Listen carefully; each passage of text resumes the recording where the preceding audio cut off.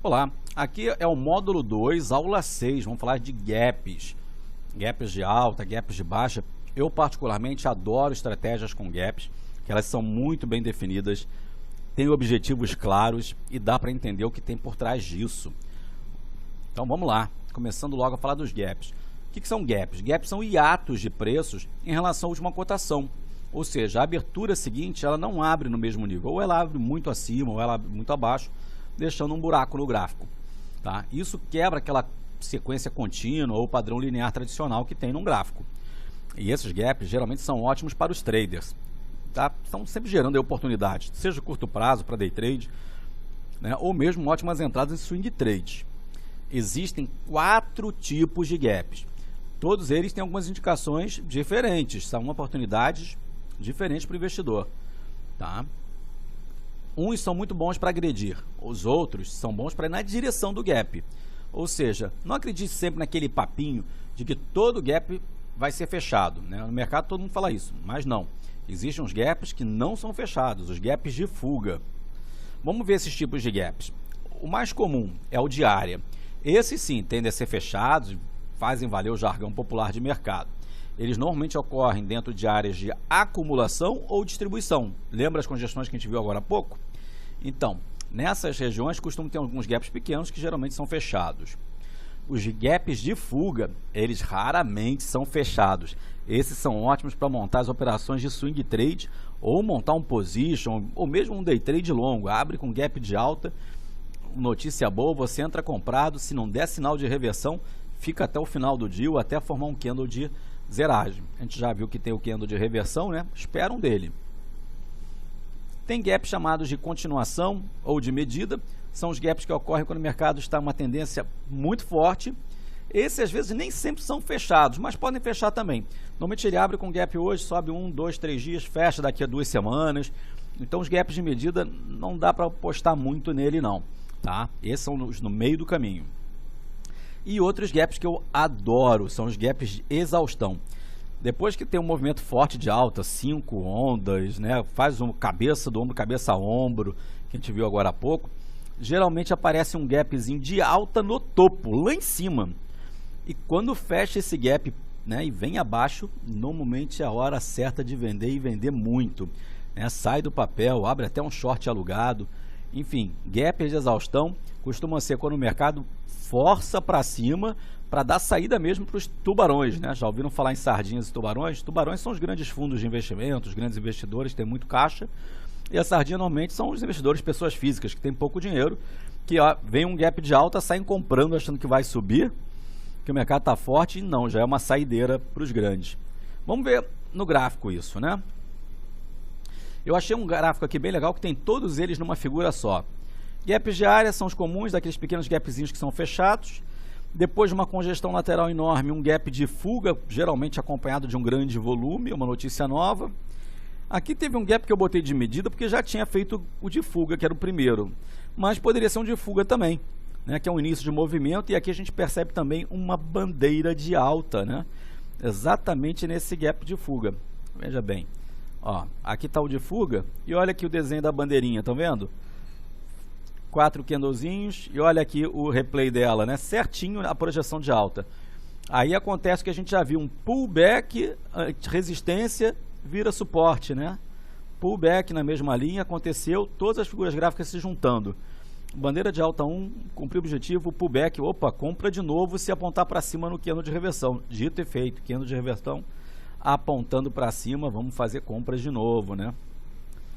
Movimento forte de alta acontecendo mais uma vez. Enfim, deixa eu limpar aqui a tela para a gente não ficar com bagunça. Gap de medida acontecendo aqui, ó. Gap de medida no meio do caminho.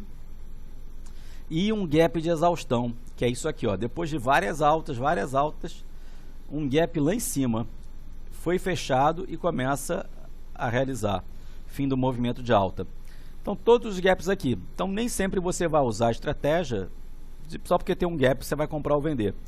No nosso setup final, no último módulo, tem várias estratégias para day trade com gap, tá? Então, quando o gap é feito para cima, a região sem negócios traz aos investidores um sentimento de preservação e equilíbrio de posições. Então vamos ver o que acontece. Abriu com gap de alta, fez o hiato. Quando começa a realizar e volta a fechar o gap, todo mundo entrou em equilíbrio, né? Quem estava vendido com o gap estava triste, porque estava perdendo dinheiro, e como volta para o preço de fechamento, ele vê que recuperou parte do prejuízo, ele vai e zera as suas posições, salvando parte do patrimônio que já estava perdido. Já quem estava comprado e feliz da vida com os ganhos da abertura, vai ficar com medo de começar a perder o dinheiro que estava ganhando e zera a posição no gap.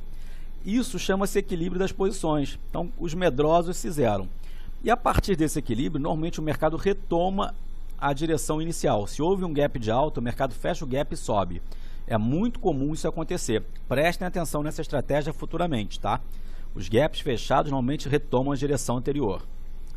Agora vamos falar do gap de baixa. A filosofia é praticamente a mesma, né? Quando há um hiato, né, o gap de baixa, a região sem negócios traz aos investidores também um sentimento de preservação e equilíbrio. Quem estava vendido estava desconfortável com a recuperação do mercado. E quando chega ali perto do gap, ele bota stop de segurança, né, protegendo os lucros da abertura. Já quem estava comprado e triste aí com as perdas, né, começa a se animar um pouquinho mais, vê que o prejuízo está diminuindo, aí vê que bateu o gap, fechou e acumulou, né, já estava no preço de fechamento, fica feliz da vida de ter voltado ali, e o prejuízo menor normalmente é o que mais satisfaz o investidor que está perdendo e quer sair fora. Normalmente, quando o mercado faz esse ajuste de posições, entra em equilíbrio, retoma depois a tendência de baixa, e aí tem uma formação de resistência. Então, o gap de baixa costuma ser fechado e deixa uma resistência, e o gap de alta costuma ser fechado e deixa normalmente um bom suporte. Aqui tem um exemplo real com uma tática até operacional, para quem quiser já aplicar a metodologia. Então, misturando os conhecimentos que a gente já tem, né? Abriu aqui com gap de alta, congestionou, deixou resistência. Se rompe a resistência num gap de alta, provavelmente vai para cima. Se perde o suporte do gap de alta, provavelmente ele vem para fechar. Tá? Então dá para se traçar estratégias tanto de compra como de venda para day trade com gap. Gap de baixa, a mesma coisa, espera fechar o primeiro candle, pelo menos. Então depois que fechou o primeiro candle, o rompimento dos seus extremos normalmente são dicas de entradas. Os alvos, a gente ainda não sabe, né, com o que a gente aprendeu até aqui projetar, mas em breve a gente já vai ter as ferramentas para isso, como eu botei ali, Fibonacci, etc, e algumas projeções. Então a gente fechou agora a primeira parte que envolve padrão visual, já permite a você, investidor, ficar atento a alguns desses padrões e buscar já oportunidades de investimentos, botando estratégias sólidas, com entradas bem claras, já tem objetivos para ser colocado, principalmente com as projeções de ombro, cabeça a ombro, de triângulos e de bandeiras.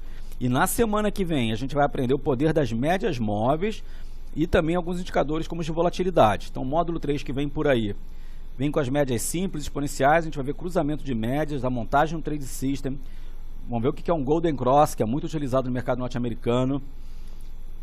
Vou falar de backtest. Então a gente vai ver indicadores de tendência de média móvel de curto prazo, médio prazo e longo prazo, vai montar um setup dessas estratégias, vamos aprender a ver a força da tendência, vamos ver indicador de volatilidade, banda de Bollinger tem tudo a ver com média, e também o ATR, que eu uso muito para botar alvo no meu day trade. Então semana que vem vai ser uma semana mais pesada, mais densa, com muitas estratégias. A gente já começa a dar o terceiro passo de 8 para entrar no grupo dos seletos traders, que estão nos 10%. Faço questão que vocês entrem lá, obrigado. Juntem suas dúvidas desse módulo para a gente tirar ao vivo no webinar de domingo que vem, ok? Valeu, pessoal, obrigado.